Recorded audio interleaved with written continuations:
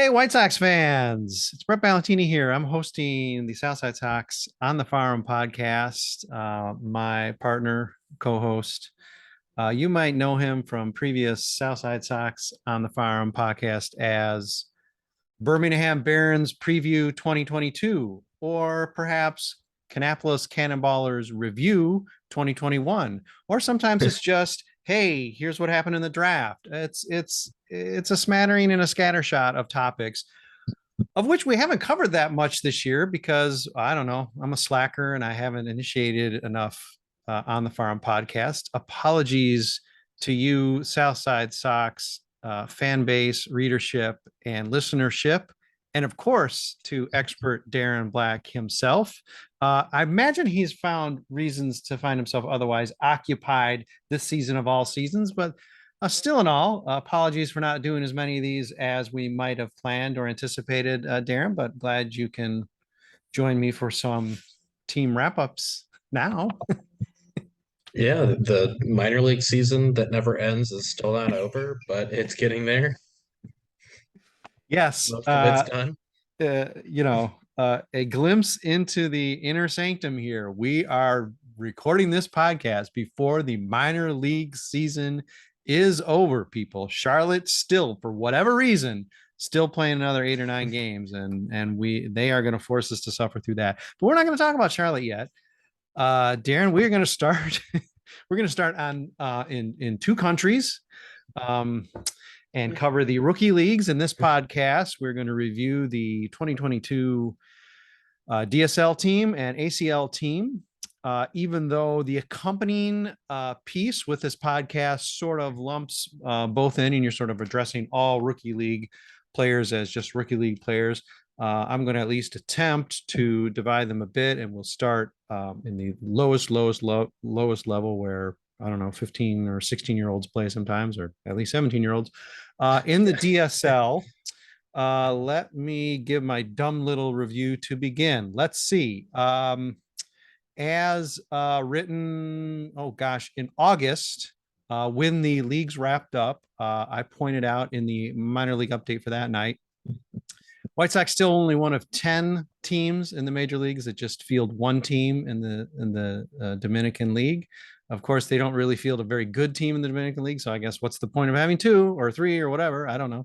But yeah, they're one of only 10 teams in the majors to have only one team there. DSL Sox finished 32-26, started out strong, then got sort of really bad, and then I think they finished with a pretty good kick, whatever that means. Finished 5th out of 9 teams in the San Pedro division. Overall, out of 49 teams, yes, Darren, there are 49 DSL teams. White Sox have one of them. DSL finished 18th out of 49, which, all in all, for them, an extremely good year. I think the first year we did this together, they won like 4 games or something. I mean, it was one of those years that was ungodly bad. They enjoyed playing at Boca Chica, which I think is where they play at home. 19-10 rather than on the road. Run differential -2. So actually, whatever the management was, whoever's managing that team, perhaps it's Loidel Chapelli Jr. because after all, he did everything for that team. Maybe he managed them this year. Did a pretty good job because certainly that seems like about a 500 record with that kind of run differential at best. So well done, DSL. Let's talk a little bit about the DSL team. And hey, Darren, I want to talk first about my brother from another mother. It's Loidel Chapelli Jr. I'm convinced he had Prince Spaghetti Wednesdays. I'm convinced he is he's somehow related to me based on that name alone. But what he did do is, even though old for the level, he did exactly what you'd hope and probably a little bit more, which was just dominate the DSL. He was an all-star, and he just really never let up. Yeah, I mean, he went from not really being a prospect that you would kind of pay attention to that was any news out of the DSL. It was always Loidel Chapelli having a 3 or 4 hit game. Yeah. And now he's a top 30 prospect, along with 2 other teammates of his in the DSL. But the bat played really well there. Again, that was his age 20 season, and the 2 other guys we'll talk about, at least on the hitting side, were both 17. So just kind of see where the ages are at. He's going up against teenagers, like, teenagers till 2024, basically. Yeah. Um, but I mean, he showed some pop, showed good plate discipline.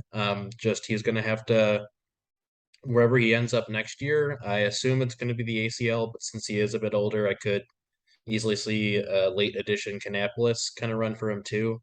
He'll just have to prove it when he gets to the next level. Because some guys behind him in the past have Benjamin Bailey, like Mhm. number one type of guy, did not once he got over to the ACL and then Kannapolis. Definitely did not do well. So he's going to have to take that next step, and if he does, then we can start to get a little bit more excited about your brother from my mother. Loidel, come on, answer my calls, Loidel. Jeez, I've sent you a Christmas card. Okay, Darren, let's talk then about a guy who may have, arguably, may have disappointed a little bit, at least relative to the hype.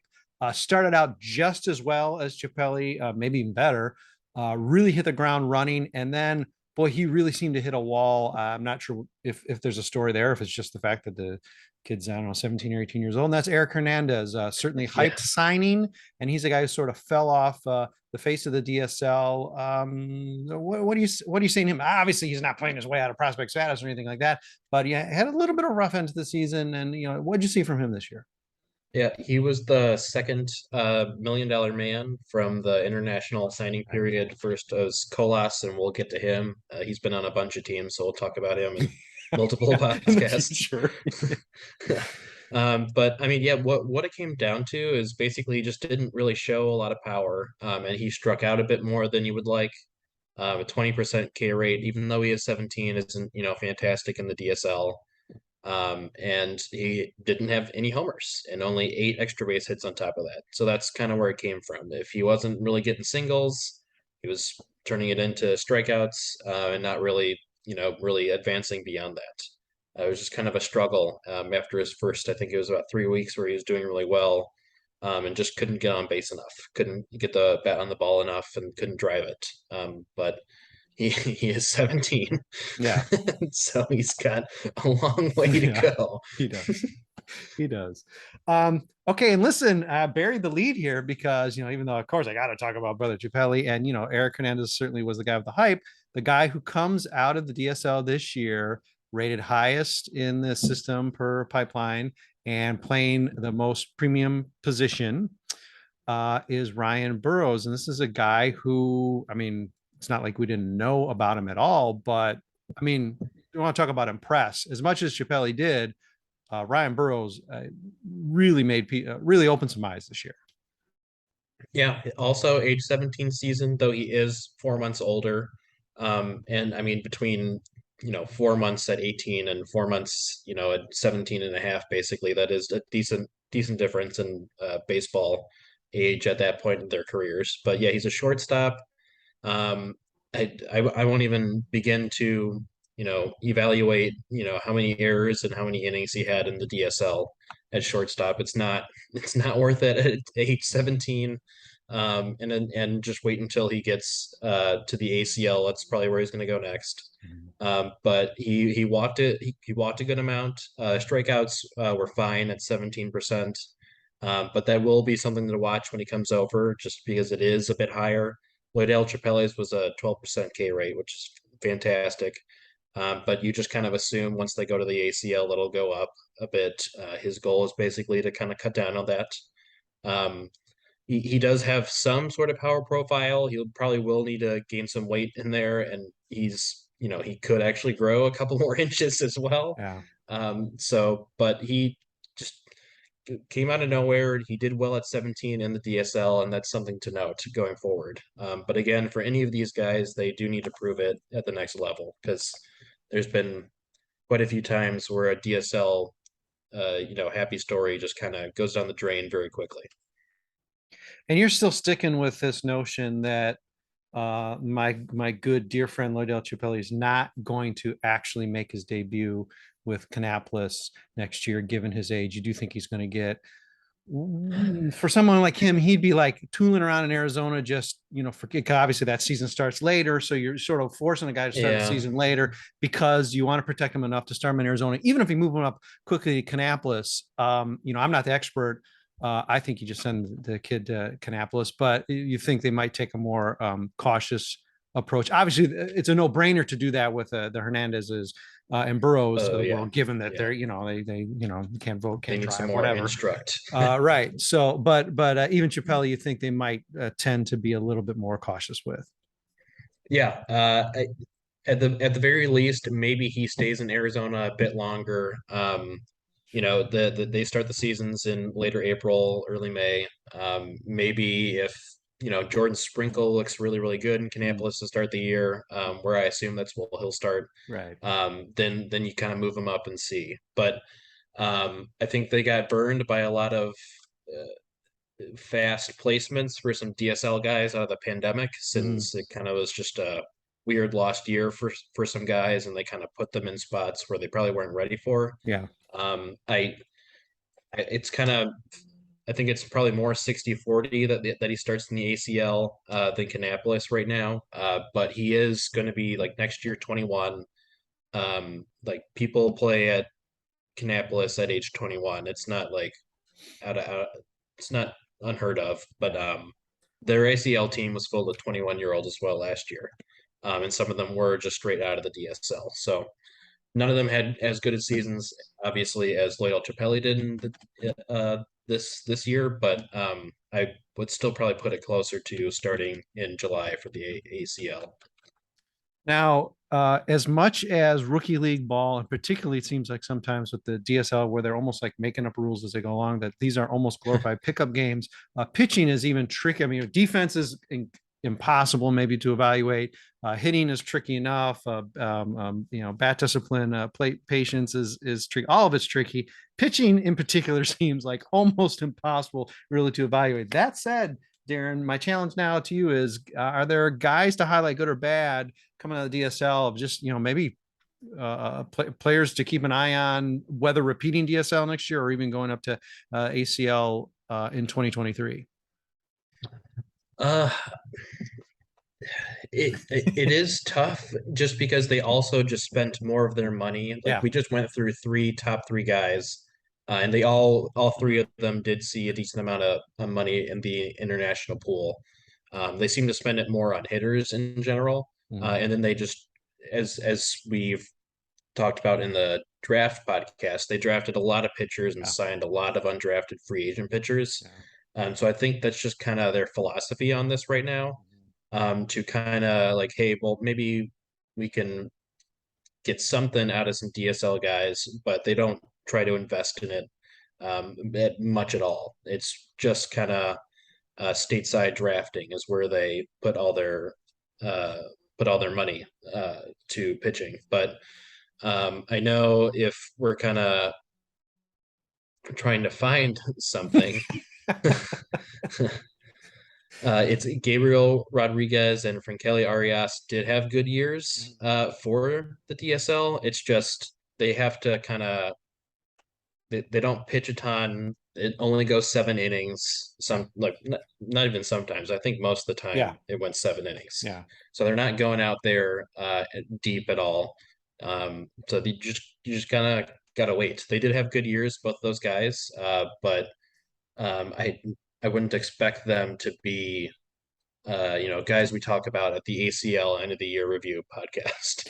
Yeah, and in a way, and this is something that we'll forecast. I'm not going to let you just run away all winter like I did last year. We did more podcasts in season last year, but then we just took off until the season started up again. No, I'm going to bug you, maybe monthly. And one of the things I do want to do is talk a little bit of how you look at players, how you do this job you do for us, and if I can sneak preview that, I'm going to guess that you're not really paying attention. If you are even paying attention to pitchers in the ACL, you're definitely not paying attention to pitchers until they're getting to the ACL, maybe having some success, because the DSL is just such a crapshoot. It's like, well, I mean, obviously Norivera is, I mean, there are Yeah, exceptions, there are but exceptions. Yeah. basically get stateside, and then you can maybe start paying a little bit better attention to the pitching side of things from DSL.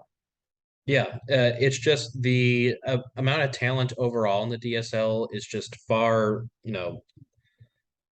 less than what it is once you get over to, playing the whole pool of American players that get drafted, Mhm. every July, and you start going up against guys that have, I mean, in some instances, like if you're playing the SEC, you're basically been playing professionally Yeah. since you're a freshman. Yeah. And if we're talking about the 16, 17-year-olds, not the Norge Veras Mhm. or the Oscar Colases who did legitimately played professionally. Yeah. Like those guys, 16, 17, they were not, they, Yeah. they were not whatsoever. So they're basically learning on the job and how to do all this. Mhm. But the pitching is even harder, obviously, because you're not sending your top guys down there to kind of coach pitching either at that stage. Yeah. I mean, it kind of seems like the Sox brought up people so they could all do it in Birmingham too. But I Yeah. know once you get to the ACL, that's where you really start kind of digging deep. And there's no advanced rookie league anymore, so you're not Mhm. getting that feel of a true Mhm. minor league experience until you get to Kannapolis at this Yeah. point. Yeah.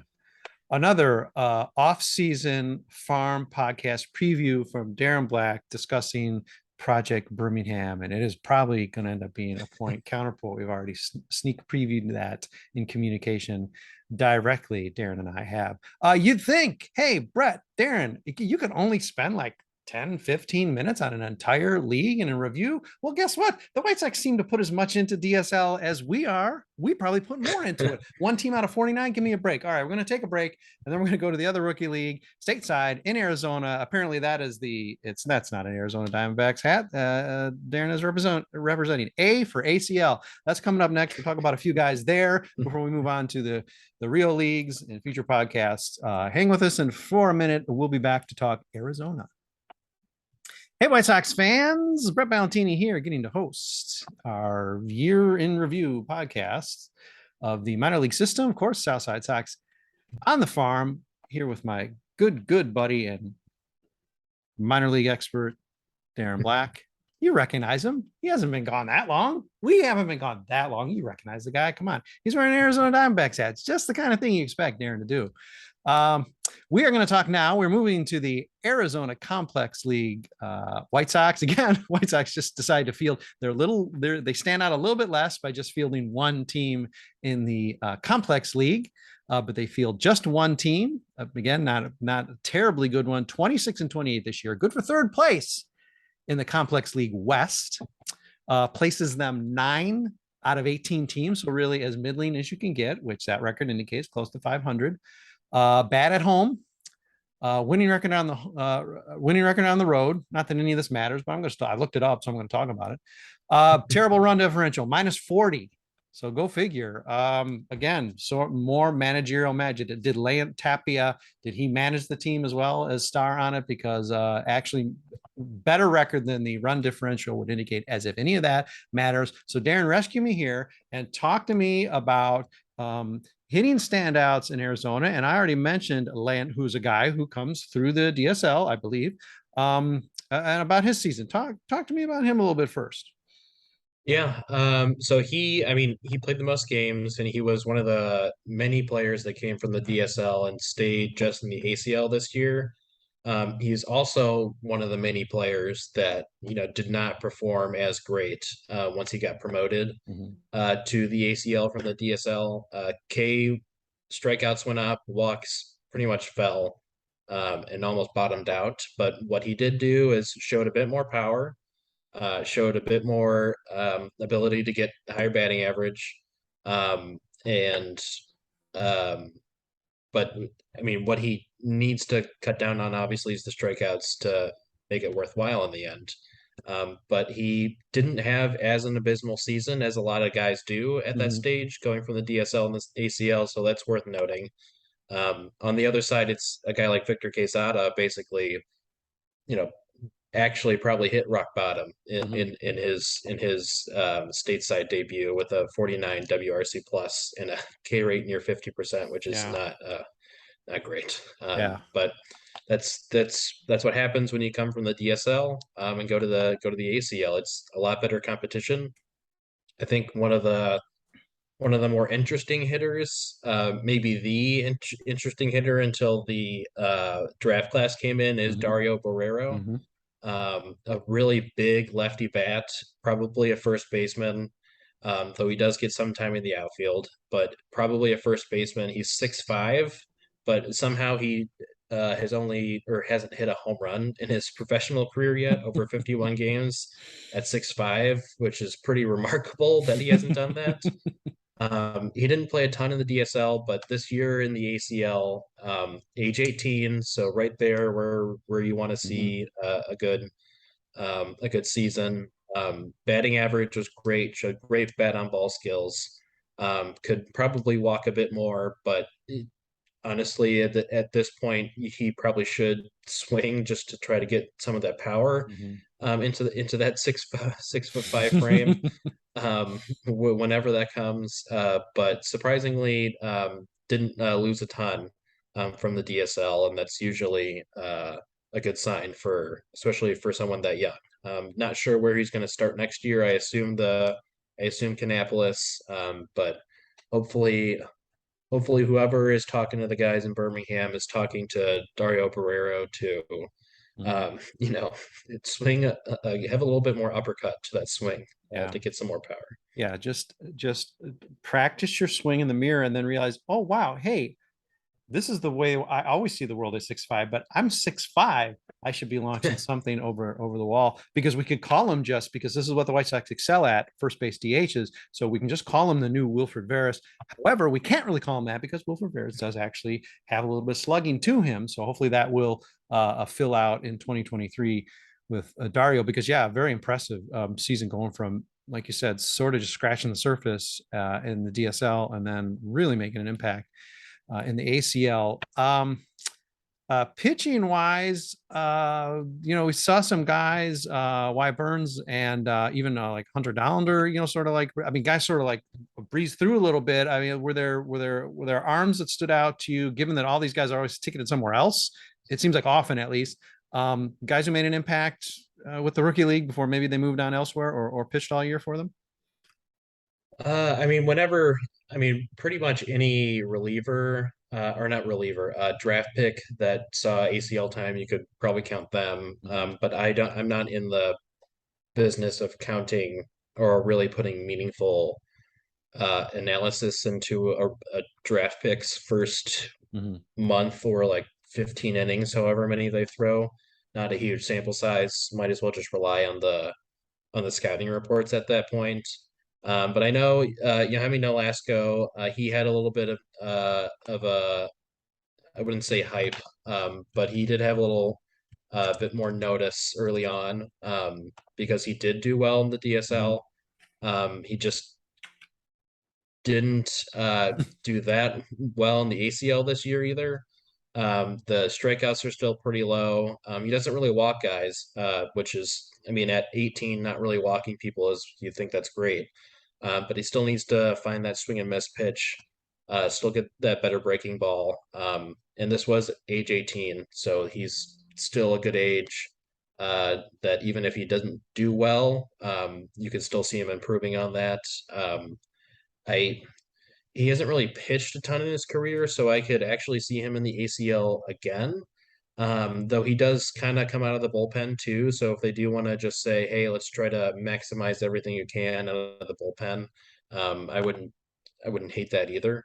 Mhm. Um, that the at that low, it, it's kind of difficult to find starting pitchers, especially if, like, with the draft class this year, Noah Schultz didn't appear in any ACL games. Right. He's just stayed in instruct. So you're not sending out your very best young pitchers. At this point, the pitching crop is in Winston-Salem and Birmingham, where you're paying more attention. Yeah. But some relievers did look pretty good. Emerson Talavera Mhm. um, actually did do better in the ACL compared to the DSL, but it's still like really few innings. It's just Yeah. 26. But if you're going to point to something, he had a 35% K rate, and his walks also improved. So it's still a small sample, but maybe next year when he's with Kannapolis, and getting up to 50, 55 innings out of the bullpen. You'll really see like what kind of pitcher he is. Um, and then I did note Anderson Comas. If people remembered him from the outfield, he's now a pitcher. I assume they're going to keep him around again, even though he didn't do so well. But this is your first year as a pitcher Right. after being an outfielder for your life. So I'm sure they saw something and are going to give him every opportunity to succeed. Not sure if that's in the ACL or Kannapolis next year. I assume ACL again because that's his first time pitching. But um, yeah, the ACL is not really. It's basically the DSL stateside at this point until the draft class comes in for 5-10 games or none if you're a high school pitcher. Yeah. And then you're off to Kannapolis with no great falls. It's kind of all Yeah. being pushed up the ladder. So you can make an argument to further on the point from the first half of this podcast that really, when it comes to pitching in particular, you can't necessarily put a ton of stock in what we see in Arizona either. I mean, it certainly is promising when a guy burns through there or just hits the ground running or makes an improvement like Talavera did from the DSL to Arizona. Say, okay, there we got a trajectory here that might really continue on into A ball. But really, there's not a lot. You can't put a ton of stock really into any of the arms because if they're good enough, they're just going to breeze through and they're going to blow through and go to Kannapolis. And if they're not, then you automatically are sort of downgrading them like, well, Yeah. okay, let's see if they play their way into my purview. Otherwise, okay, whatever. They're just guys to throw games.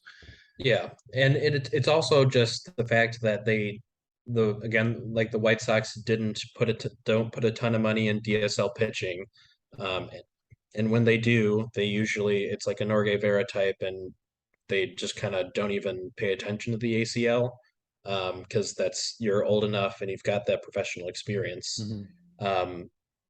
Maybe if they kind of shuffled the cash from the position player side more to the pitching side, there'd be more exciting things to watch Mm-hmm. for. But we're not going to see that next year either because the Yeah. DSL pitchers this year weren't that great. Right. I assume just based off of precedent that Noah Schultz will start in Kannapolis, based off of Matthew Thompson Right. and Andrew Dahlquist, those high school draft picks starting in Kannapolis, though I guess they also did pitch in the ACL um, when they were drafted too, but that was because they had an extra month Mm-hmm. because they moved the draft to Yeah. July for Yeah. whatever reason.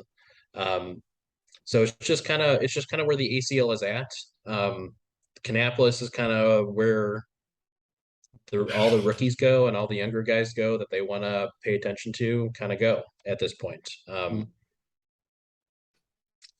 That's kind of how baseball's done it. They Yeah. kind of made the rookie leagues or made the ACL at least a bit less important. Yeah, I was just going to say, Darren Black has successfully talked throughout this podcast and told you how unnecessary isn't the right word, but certainly how there's a lack of intrigue attached to rookie leagues that aren't high rookie.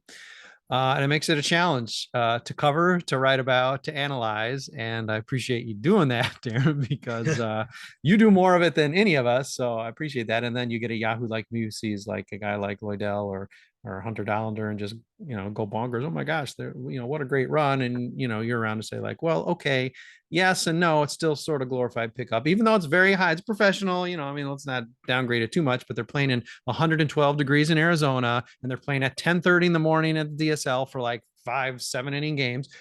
So yeah, it's weird. It's weird. I mean, it really is. I mean, it's not quite, it's not formalized, not major league level. It's also not, I guess it's not pickup, but boy, it is sort of like a notch or two above like summer league ball or wood bat leagues or whatever. So, yeah, it's weird. It's weird to cover, but I appreciate you chatting through at least some of the highlight guys and maybe a couple low light guys from the rookie leagues. This is a continuing series. Not really sure how we're going to run it quite yet. It might be just a whole minor league review week, or I don't know, depending on how the White Sox, who are waiting to play right now as we are recording, or maybe have just gotten started. Depending on how they do against Cleveland, who knows? We may rush it just to take your minds off of things like the White Sox failing in 2022. But who knows? We'll see when this runs. But next, we will be moving on, Darren and I, to Kannapolis, and we'll keep on moving up the ladder. Hang with us. We as we did last year, we're going to have just a barrage of Southside Sox on the Farm Podcast for you, wrapping up each season. Kannapolis is next. But Darren, thank you for spending some time and lending some expertise on the rookie leagues. Yeah, anytime. Yeah, we'll do it again in about 365 days. Darren, thanks everybody for listening. Without you being interested in this stuff, we wouldn't be doing it. So think about if you really need to be that interested next year, because you could just ease it up for all of us. We won't have to talk about the rookie leagues. No, that's not going to happen. It is part of the White Sox system. And let's face it, they got like what, 5 teams? They got like no team, so we got to talk about somebody. We're not going to talk about them. I don't know, the Boomers or whatever all those other teams are. We're not going to talk about them. We got to talk about the guys who are in the White Sox system, because they're fewer and fewer, and occasionally a few of them have a stratospheric climb up the system. Jose Rodriguez, Popeye, was in the ACL just not that long ago. So anyhow, I'll stop trying to fill out this useless rookie league podcast. Thank you for listening. It was very important for all of you to be listening to this. You'll take this information and it will help you in your evaluation of the 2023 Chicago White Sox system. So for a laughing Darren Black, we will be talking again next with you about Kannapolis. Hang with us, because that's coming, boy, as soon as tomorrow.